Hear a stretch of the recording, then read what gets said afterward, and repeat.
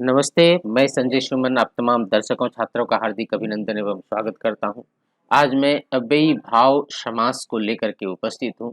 यहाँ पर जैसा कि आप उदाहरण देख रहे हैं, इस चित्र में मैं समस्त पद और विग्रह पद दोनों को रखा हूँ और ये सभी बोर्डों के लिए आवश्यक है। सभी बोर्डों में समास को पूछा जाता है। CBSE board, Bihar board, UP board, चाहे जो कुछ कोई भी बोर्ड हो, तो सबों के लिए ये बहुत ही महत्वपूर्ण है और अत्यंत ही सरल विधि से मैं इसे बताने का प्रयास करूंगा। आप लोग अच्छी तरह से इसे ध्यान से सुनिए तो ज़्यादा फायदा होगा। चलिए शुरुआत करते हैं। अव्ययी भाव समास। पहले पद की प्रधानता होती है। यहाँ मैं एक कथन दिया हूँ, कथन को आप समझने का प्रयास करिए। समास की उपयोगिता आपको समझ में आएगी। श्रुति का कथन है, अहम दीनम दिनम विद्यालयम समयम अनतिक्रम्य गच्छामि। यहाँ पर ऊपर वाला जो वाक्य है इसमें विग्रह पद दिया हुआ है और यहाँ दूसरे वाक्य में अनुकृति जो इसी वाक्य को दोहराने का प्रयास करती है समस्त पद के रूप में। अहम अपि प्रतिदिनम विद्यालयम यथा समयम गच्छामि।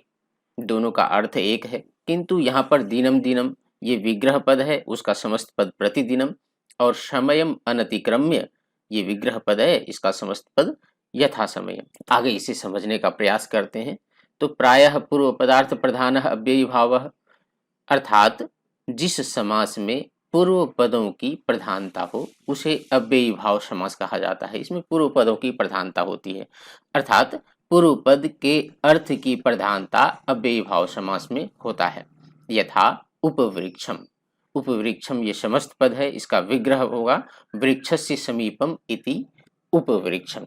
अब समीपम, यहाँ पर ये समीपम यहाँ महत्वपूर्ण है, यही तो यहाँ उप इस पूर्व पद के समीप अर्थ की प्रधानता है। समीप अर्थ की प्रधानता होने के लिए ही यहाँ पर उप को प्रधान माना गया है। चलिए आगे देखते हैं। आगे अव्ययी भाव समास को समझने के लिए इन महत्वपूर्ण बिंदुओं को समझना अति आवश्यक है। हम जब मतलब समस्त पद लिखते हैं तो समस्त पद में कैसे हम क्या करते हैं वो सारा कुछ यहाँ पर नियम है, आगे भी उसका नियम दिया हुआ है। तो पूर्व पद अव्यय या उपसर्ग होता है। इसमें पूर्व पद जो है या तो कोई अव्यय होगा या उपसर्ग होगा। अव्यय भाव को आप इस प्रकार से समझ सकते हैं। तो यहाँ पर प्रति देखिए, वर्षम के पहले जो प्रति है ये प्रति उपसर्ग भी है और अव्यय के रूप में भी प्रयोग होता है। तो प्रतिवर्षम। प्रायः समस्त पद जो है नपुंसकलिंग एक वचन में होता है। यहाँ पर देखिए नपुंसकलिंग एक वचन के रूप में प्रयोग जो उपकृष्णम। और आगे प्रायः समस्त पदों का प्रयोग अव्यय के तरह होता है। इसका अव्यय किसे कहते हैं? तो अव्यय का रूप किसी भी परिस्थिति में परिवर्तित नहीं होता। तो ये अव्यय पदों का भी, ये अव्ययी भाव समास के पदों का भी रूप परिवर्तित नहीं होता। प्रत्यक्षम है तो प्रत्यक्षम के रूप में ही प्रयोग होगा। आगे बढ़ते हैं। अब समस्त पदों को नपुंसक लिंग एक वचन में लिखते समय हम इन नियमों को ध्यान में रखते हैं। अब ये तो पता चल गया कि आपको नपुंसक लिंग एक वचन में ही शब्दों को रखना है। तो नियम क्या है? शब्दों के अंत को यहाँ पर ध्यान से देखना है। शब्द के अंत में क्या होना चाहिए? यदि अ आ हो तो क्या होगा? समस्त पद का अंत अम से होगा। जैसे राम है तो राम का रामम होगा, ये अकारांत है। और लता है आकारांत है तो लता का लतम होगा।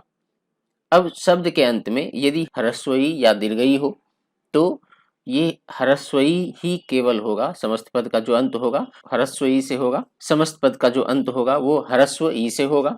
तो हरिह का हरि, देखिए यहाँ पर अंत में विसर्ग नहीं दिया हुआ है। और यहाँ नदी दीर्घ ई का अंत शब्द है, बड़ी ई की मात्रा है और यहाँ पर भी द में हर्षई हो गया। फिर हर्षऊ दीर्घऊ शब्द के अंत में यदि हर्षऊ दीर्घऊ या ओ हो तो उसका केवल ह्रस्वऊ होता है। जैसे गुरुह का गुरु और वधु दीर्घऊ का अंत है का वधु। इन चीजों को एकदम अच्छी तरह से बारीकी से याद रखना है, ध्यान देना है, क्योंकि इसका रूप इसी अंतिम पदों के आधार पर, अंतिम वर्णों के आधार पर होता है। चलिए आगे बढ़ते हैं। अब जो समास 6-7 पद हैं जिसके साथ मतलब अव्ययी भाव का अधिकतर प्रयोग होता है, परीक्षा में पूछा जाता है, उन पर मैं विशेष चर्चा करूंगा। तो उपसर्ग का प्रयोग समीप अर्थ में होता है। उपसर्ग का प्रयोग किस अर्थ में? तो समीप अर्थ में। समीप के साथ विग्रह के प्रथम पद में षष्ठी विभक्ति का प्रयोग होता है। यहाँ पर देखिए अब विग्रह पद में ये जो प्रथम पद है इसमें षष्ठी विभक्ति का प्रयोग हुआ है, तो सभी में षष्ठी विभक्ति का प्रयोग। वनस्य समीपम इति उपवनम, और यहाँ पर अब ध्यान रखना है, ये देखिए यहाँ पर वन अकारांत है, इसका मूल शब्द वनस्य का मूल शब्द अकारांत है, इसीलिए अम हो गया। यहाँ पर ये गो ओकारांत है, इसीलिए हर्षऊकार हो गया। वधु ये दीर्घ उकारांत है, इसलिए यहाँ पर हर्षो हो गया। तो इस चीजों को बारीकी से आपको ध्यान देना है, याद रखना है। तो गोह समीपम इति उपगुह, अर्थ क्या होगा? गाय के पास। उपवनम, इसका अर्थ क्या होगा? तो वन के समीप, वन के पास। उपवधु, इसका क्या अर्थ होगा? वधु के समीप या वधु के पास। हरेह समीपम, विग्रह से आप अर्थ को आसानी से लगा सकते हैं। हरेह, हरेह इसका मूल शब्द क्या है? तो हरि, हर हर्षि, हरि मूल शब्द है, हरि भगवान विष्णु, उसका षष्ठी विभक्ति में हरेह समीपम अर्थात भगवान विष्णु के समीप। उपहरि, गुरोह समीपम इति उपगुरु। आगे कुछ उदाहरण में दिया हूं। छात्राः उपगुरु तिष्ठन्ति, इसका अर्थ क्या होगा? छात्र गुरु के समीप, उपगुरु, यहाँ पर ये समासिक पद है इसलिए अलग कलर में लिखा हूं। तो उपगुरु तिष्ठन्ति, गुरु के समीप रहते हैं। अगर आगे जो उदाहरण है वाक्यों में प्रयोग, उपहरि आगच्छन्ति देवाः, उपहरि अर्थात भगवान विष्णु के समीप, आगच्छन्ति आते हैं, देवाः।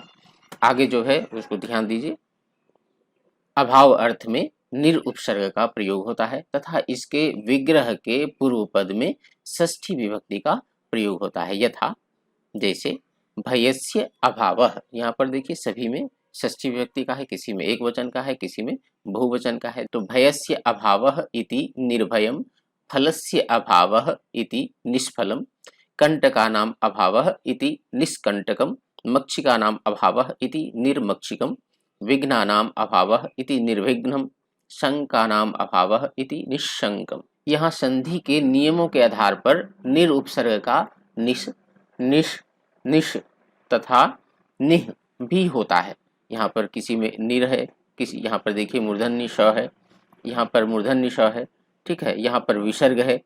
तो ये संधि के नियमों को, इसका मतलब है आपको संधि के नियमों को भी अच्छी तरह से ध्यान देना होगा। आगे इसका मैं कुछ उदाहरण दिया हूँ। ईदम स्थानम निर्मक्षिकम अस्ति, अब ध्यान देते चलिए, रूप इसका परिवर्तित नहीं हो रहा है। ईदम स्थानम, यह स्थान, निर्मक्षिकम अस्ति, निर्मक्षिकम मतलब यहाँ पर अर्थ क्या होगा? तो मक्खियों का अभाव। आगे जो वाक्य है, अस्माकम कार्यम निर्विघ्नम कुरु देव, हे देव अस्माकम कार्यम निर्विघ्नम कुरु, हमारे कार्य को निर्विघ्न करो, अर्थात बिना बाधा के, बिना बाधा के इसे पूरा करो। तो यहाँ पर निर्विघ्नम ये सामासिक शब्द है। आगे जो उदाहरण है, कार्यमिदम निष्फलम एव अभवत, यह कार्य निष्फल ही हो गया। निष्फलम ये शब्द अव्ययी भाव समास का उदाहरण है। चलिए आगे बढ़ते हैं। अनु उपसर्ग का प्रयोग, इसका प्रयोग दो अर्थों में होता है। एक पश्चात, पश्चात मतलब बाद के अर्थ में अनु उपसर्ग का प्रयोग, और योग्यम के अर्थ में अनु उपसर्ग का प्रयोग। तो कब योग्यम के अर्थ में होता है और कब पश्चात के अर्थ में अनु का प्रयोग होता है, ये भी समझना बहुत ही जरूरी है। तो इसके लिए समझाने के लिए देखिए लिखा हूँ, ये ऊपर का तीनों के लिए है।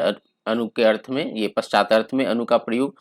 तो कोई वस्तु या स्थान यदि हो तो विग्रह पद में पश्चात होता है। यदि कोई मूर्त वस्तु हो जिसे हम स्पष्टतया देख सकते हैं, छू सकते हैं, तो वैसे के लिए विग्रह पद में पश्चात का प्रयोग होता है। तो रथस्य पश्चात मतलब रथ मूर्त वस्तु है, उसे हम देख छू सकते हैं, इसके लिए पश्चात का प्रयोग। रथस्य पश्चात इति अनुरथम, वृक्षस्य पश्चात इति अनुवृक्षम, यमुनायाः पश्चात इति अनुयमुनम। देखिए यहाँ पर आकारांत शब्द है, यमुना आकारांत शब्द, तो यमुनम हो गया, अम हो गया अंत में।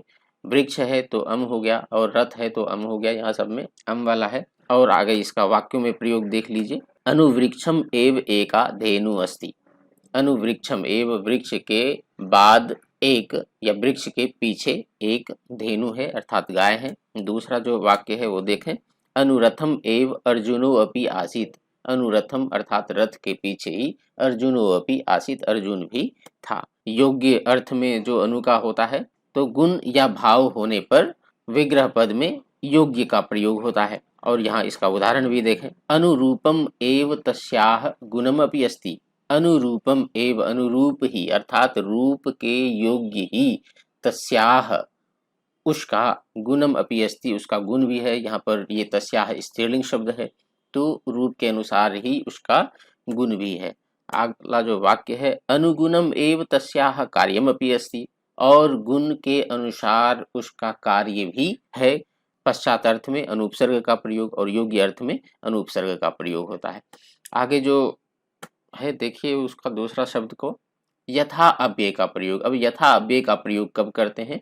अनतिक्रम्य के अर्थ में। इसमें विग्रह के पूर्व पद में द्वितीय विभक्ति का प्रयोग होता है। विग्रह के पूर्व पद में द्वितीय विभक्ति का प्रयोग होता है। समयम अनतिक्रम्य यथा समयम, इसमें सब में यथा है, और अव्यय पद है यथा। बलम अनतिक्रम्य इति यथा बलम, शक्तिम अनतिक्रम्य यति इति यथा शक्ति। ध्यान रहे इसमें समस्त पदों में विसर्ग नहीं होगा, केवल रसई की मात्रा होगा। मतिम अनतिक्रम्य इति यथा मति, धनम अनतिक्रम्य इति यथा धनम। अनतिक्रम्य न, इसका अर्थ क्या?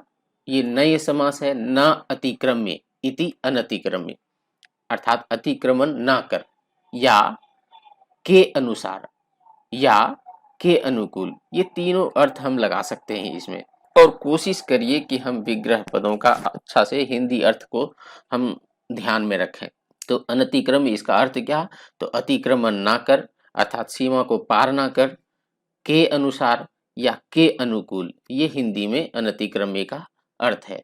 आगे इसका वाक्य में प्रयोग देखिए, यथाशक्ति सह कार्यम पूर्णम कृतवान। यथाशक्ति मतलब शक्ति के अनुसार, अर्थात शक्ति का अतिक्रमण नहीं कर, जितना शक्ति है उतना ही। सह कार्यम पूर्णम कृतवान, उसने कार्य को पूरा किया। दूसरा जो उदाहरण है वो उदाहरण देखिए, यथा धनम सह दानम यच्छति। यथा धनम अर्थात धन के अनुसार, सह दानम यच्छति दान पर देता है, अर्थात धन जितना है, जिस हिसाब से धन है उसके पास, उसी हिसाब से वो दान भी करता है। आगे यथा समयम छात्राः विद्यालयम गच्छन्ति। यथा समयम मतलब समय पर, ये यथा समयम अव्ययी भाव का उदाहरण है, समस्त पद है। यथा समयम समय पर, छात्राः विद्यालयम गच्छन्ति छात्र विद्यालय जाते हैं।